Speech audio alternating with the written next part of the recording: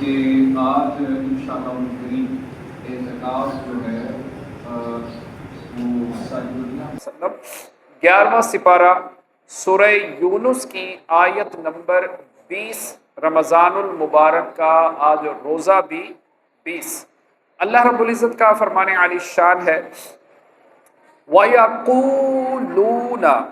اور کہتے ہیں لولا انزل علیہ آیۃ من ربہ، ان پر ان کے رب کی طرف سے کوئی نشانی کیوں نہیں اتری؟ فقل، تم فرماؤ انما الغیب للہ، غیب تو اللہ کے لیے ہے، فانتظروا، تو اب راستہ دیکھو، انی معکم من المنتظرین، میں بھی تمہارے ساتھ راہ دیکھ رہا ہوں۔ اہل باطل کا طریقہ ہے کہ جب ان کے خلاف مضبوط دلیل قائم ہوتی ہے اور وہ جواب دینے سے عاجز ہو جاتے ہیں تو اس دلیل کا ذکر اس طرح چھوڑ دیتے ہیں کہ جیسے وہ پیش ہی نہیں ہوئی، اور یوں کہتے ہیں کہ دلیل لاؤ، تاکہ سننے والے اس مغالطے میں پڑ جائیں کہ ان کے مقابلے میں اب تک کوئی دلیل ہی نہیں قائم کی گئی۔ اس طرح کفار نے حضور پر نور صلی اللہ تعالی علیہ وآلہ وسلم کے معجزات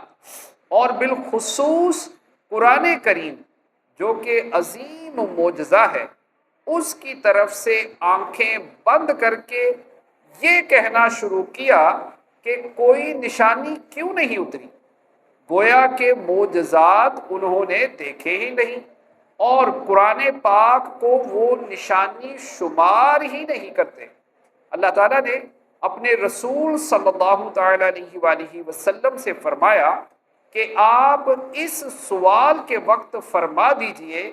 کہ غیب تو اللہ تعالیٰ کے لیے ہے، اب راستہ دیکھو، میں بھی تمہارے ساتھ راہ دیکھ رہا ہوں۔ اس جواب کا خلاصہ یہ ہے کہ دلالت قاہرہ اس پر قائم ہے کہ تاجدار رسالت صلی اللہ تعالی علیہ وآلہ وسلم پر قرآن پاک کا نازل ہونا بہت عظیم الشان معجزہ ہے، کیونکہ حضور اکرم صلی اللہ تعالی علیہ وآلہ وسلم انہی لوگوں میں پیدا ہوئے، ان کے درمیان پلے بڑھے، حضور اقدس صلی اللہ تعالی علیہ وسلم کے تمام زمانے ان کی آنکھوں کے سامنے گزرے۔ وہ خوب جانتے ہیں کہ آپ نے نہ کسی کتاب کا مطالعہ کیا، نہ کسی استاد کی شاگردی کی، یک بارگی قرآن کریم آپ پر ظاہر ہوا اور ایسی بے مثال اعلیٰ ترین کتاب کا ایسی شان کے ساتھ نزول بغیر وحی کے ممکن ہی نہیں۔ یہ قرآن کریم کے معجزہ قاہرہ ہونے کی دلیل ہے، اور جب ایسی مضبوط دلیل قائم ہے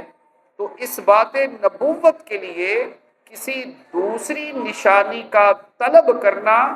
قطعاً غیر ضروری ہے۔ ایسی حالت میں اس نشانی کا نازل کرنا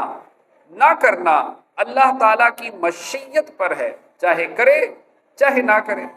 تو یہ امر غیب ہوا اور اس کے لیے انتظار لازم آیا کہ اللہ تعالیٰ کیا کرتا ہے، لیکن اللہ تعالیٰ یہ غیر ضروری نشانی جو کفار نے طلب کی ہے نازل فرمائے یا نہ فرمائے اس کی مرضی، لیکن بہرحال نبوت تو ثابت ہو چکی اور رسالت کا ثبوت قاہر معجزات سے اپنے کمال کو پہنچ چکا۔ اس آیت میں اہل باطل کا جو طریقہ بیان ہوا اس کی جھلک بعض اوقات ان افراد میں نظر آتی ہے جو خود کو اہل علم مسلمانوں میں شمار کرنے کے باوجود مسلمانوں کے عقائد و نظریات پر انتہائی شاطرانہ طریقے سے وار کرتے ہیں اور مسلمانوں کے دین و ایمان کو برباد کرنے اور انہیں کفر و گمراہی کی طرف دھکیلنے کی کوشش کرتے ہیں۔ اور جب خوف خدا رکھنے اور مسلمانوں کے دین و ایمان کے تحفظ کی فکر کرنے والے علماء کی طرف سے ان کی علمی گرفت کی جاتی ہے تو وہ یہ کہہ کر لوگوں کی نظروں میں اس کی وقعت کم کرنے کی کوشش کرتے ہیں کہ اس گرفت کی کوئی ایسی اہمیت نہیں جس کا جواب دے کر اپنا قیمتی وقت ضائع کیا جائے۔ اے کاش یہ اس بات پر غور کر لے کہ علم کے باوجود ان کا مسلمانوں کے مسلمہ عقائد و نظریات سے جدا راستے پر چلنا کہیں ان کے حق میں اللہ تعالیٰ کی خفیہ تدبیر تو نہیں۔ اللہ پاک کی بارگاہ میں دعا ہے جو پڑھا سنا عمل کی توفیق عطا فرمائے۔